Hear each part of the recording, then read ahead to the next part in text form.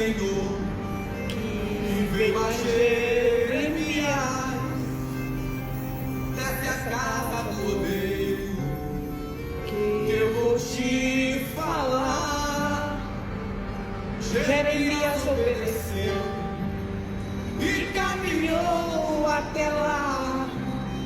A intenção de Jeremias era ouvir Deus falar. Oh, palavra do Senhor que veio a Jeremias, dessa casa do rodeio, que eu vou te falar. Jeremias obedeceu e caminhou até lá. A intenção de Jeremias era ouvir Deus falar. O goleiro pega o barro, traça o barro na sua mão. Com muito carinho, ele começa a modelar aquele barro. Ele veio a se desmanchar. E a intenção de Jeremias era ouvir Deus falar. Jeremias, dessa casa do rei, que eu vou te falar. Jeremias obedeceu e caminhou até lá. A intenção de Jeremias era ouvir Deus falar. Irmãos, abram a Bíblia de vocês aí no livro do profeta Jeremias, no capítulo 7, e ouça a mensagem de Deus para a minha vida e para a tua. A palavra que da parte do Senhor veio a Jeremias dizendo: põe-te à porta da casa do Senhor e proclama ali esta palavra, e dize: ouve a palavra do Senhor, todos de Judá, os que entrais por estas portas, para adorardes ao Senhor. Assim diz o Senhor dos Exércitos, o Deus de Israel: melhorai os vossos caminhos e as vossas obras, e vos farei habitar neste lugar. Não vos fieis em palavras falsas, dizendo: templo do Senhor, templo do Senhor, templo do Senhor é este. Não, entenda, não use nenhum local, nenhum lugar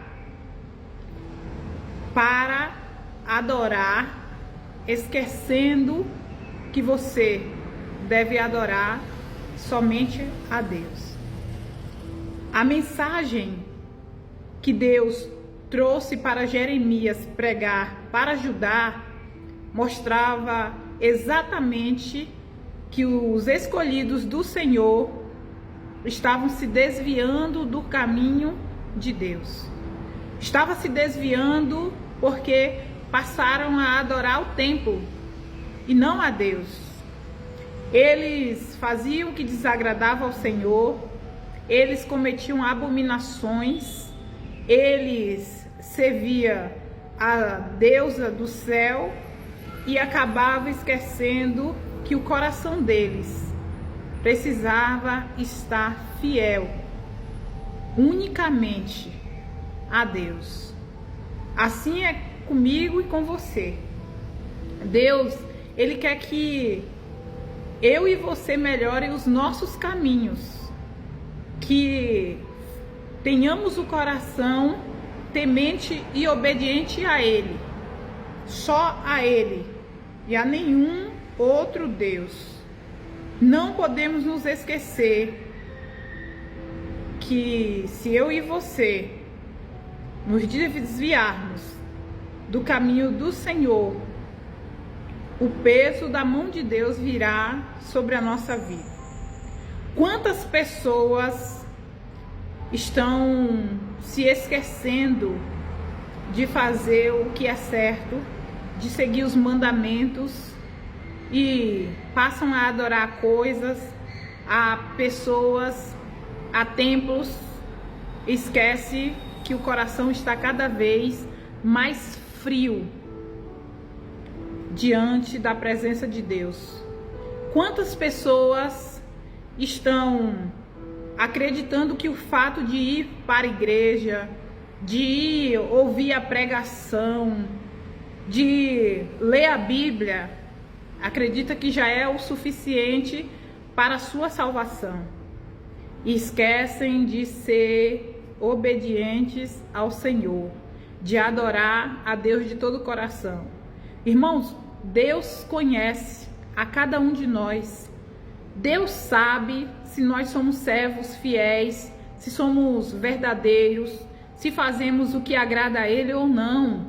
Não adianta, a gente pode viver de aparência para enganar o homem, mas nós jamais vamos enganar a Deus.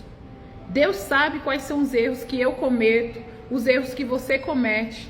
Deus sabe quais são os erros que os nossos irmãos cometem. Deus sabe se nos arrependemos verdadeiramente de todo o coração ou não, ou se é só da boca para fora. Quantas pessoas acham que só delas estarem frequentando uma igreja e assistindo um culto, elas já estão salvas?